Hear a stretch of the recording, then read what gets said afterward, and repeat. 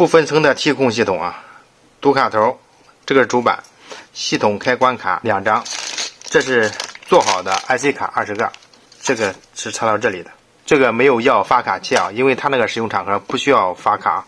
这个读卡头，这个插件直接插到这里，写有汉字读卡头，然后这儿有个按键，设置按键，设置电梯编号及收费设置的啊，这次我用不到，我就不用管它。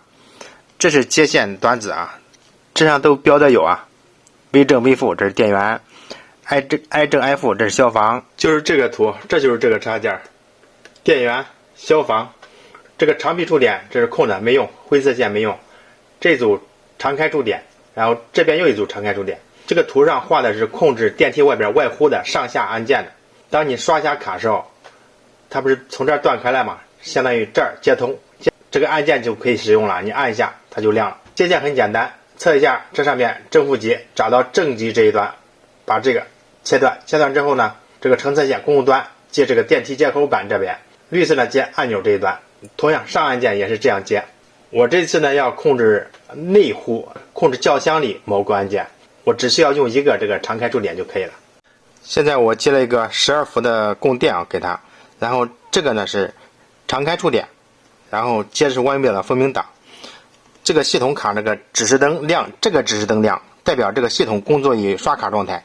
这时候咱们刷一下卡，它就会闭合2秒钟，然后你看断开。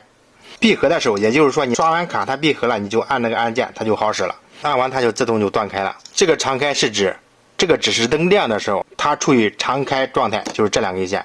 假如把这个电断供，看断电的时候，它就处于长闭状态了。这个一定要分清楚啊！再供上电，好。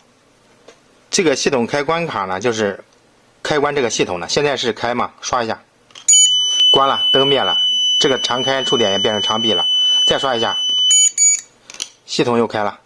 这时候必须刷卡某个按键才管用。